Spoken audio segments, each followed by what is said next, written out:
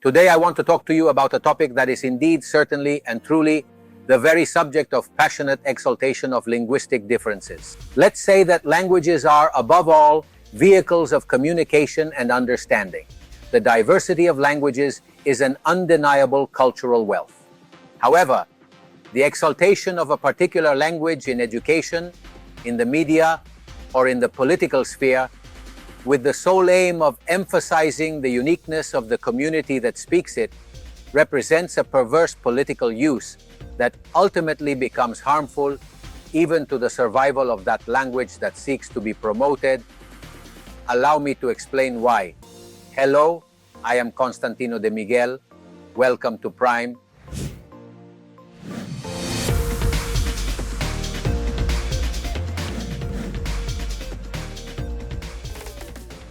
Languages are fundamental to the cultural identity and traditions of a people.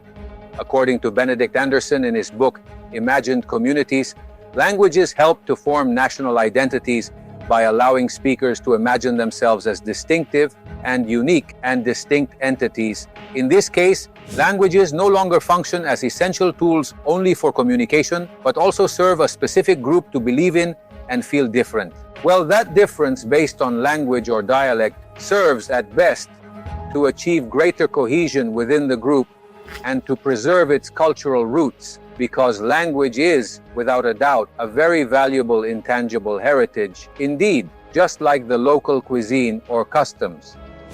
The problem arises when certain social leaders utilize language as a political instrument in various contexts and strategies in the style of divide and conquer. The exaltation of the local language, imposing its use on speakers of another language, and proscribing or marginalizing the common majority language is undoubtedly an act of pernicious social engineering.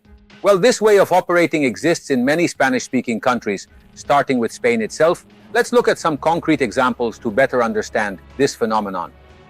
In the region of Catalonia, Catalan is also a co-official language along with Spanish. During the dictatorship of Francisco Franco, there were periods when the use of Catalan was restricted in official and educational contexts. After the transition to democracy, the government of Catalonia implemented language immersion policies that prioritize Catalan in education.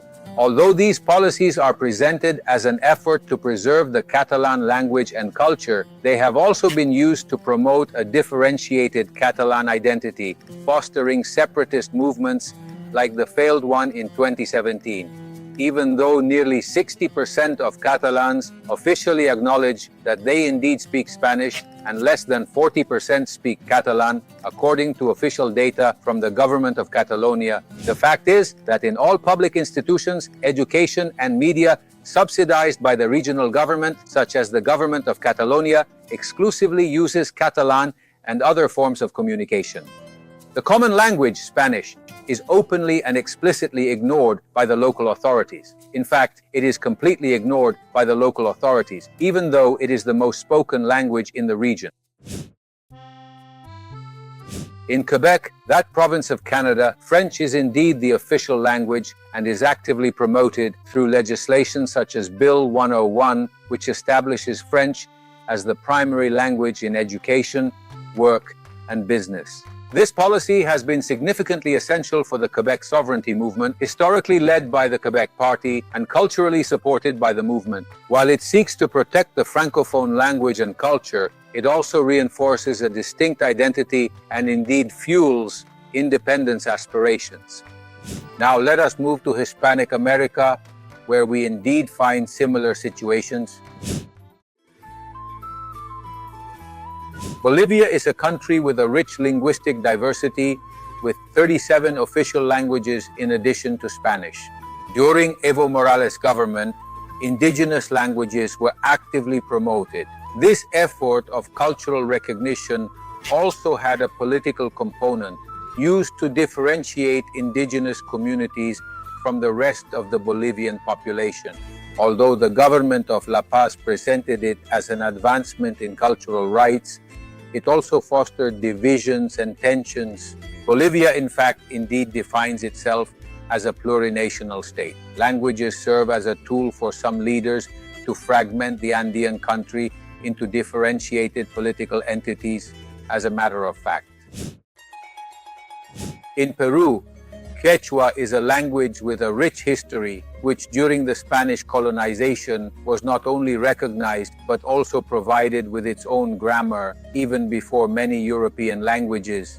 With the independence from Spain, Quechua indeed entered a period of decline as the use of Spanish was promoted more. In recent years, policies have been implemented to revitalize Quechua. However, this push, understood as a way to emphasize the difference of the indigenous peoples who speak Quechua, may end up marginalizing Spanish. The fact is that in Peru, renouncing to speak and write in Spanish, the common language of the country, condemns those groups to cultural impoverishment and marginalization. Not speaking Spanish in Peru means losing access to the job market, higher education, and it also poses a huge obstacle to participating in commercial exchange. Guatemala has 24 Mayan languages besides Spanish. Promoting these languages is essential for the cultural identity of indigenous communities. However, this linguistic diversity is also being strategically used politically to separate these communities from Guatemalan national identity, increasing tensions and polarization within that society, but above all, in fact, deepening the real backwardness of these communities that need Spanish to escape poverty and underdevelopment in various ways. It is sad to see that there are NGOs and institutions, especially international ones, that allocate a lot of money for education to be in Mayan languages, depriving children and adolescents of access to knowledge that is written or disseminated in Spanish. The personnel driving this linguistic exaltation in Guatemala is often foreign and, in addition to economic benefits,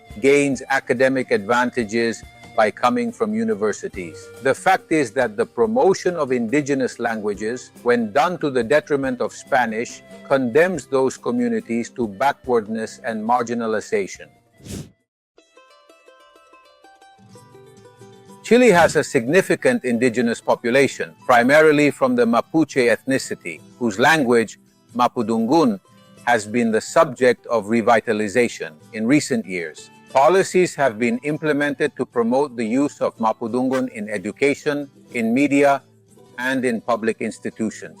At the airport in Temuco, for example, bilingual signs in Spanish and the Mapuche language can be seen, which is a recognition of the linguistic reality of the Araucanía region of Chile. However, the promotion of Mapudungun is already part of a political agenda to reinforce Mapuche identity, already in opposition to Chilean national identity. The objective here is not cultural, as proclaimed, but rather political. Mapuche leaders, such as Elisa Loncón, see the distinctive nature of the language as a means to reinforce Mapuche identity, making that people a differentiated political subject, that is, a nation with the aspiration to one day become a state. Here in the south of Chile, language and culture are used as political means for the Mapuche community to declare itself independent and sovereign.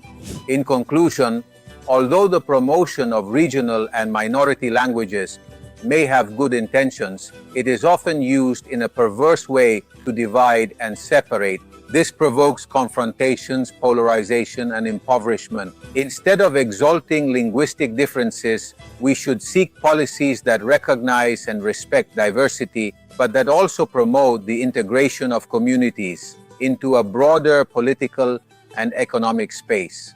And that indeed involves promoting common languages even more strongly. Thank you for staying until the end. I hope this presentation has provided you with a clear perspective on the importance of languages as vehicles for communication and understanding, while being aware of the dangers of their political use to emphasize differences. I appreciate a like and that you subscribe to this channel if you haven't done so already.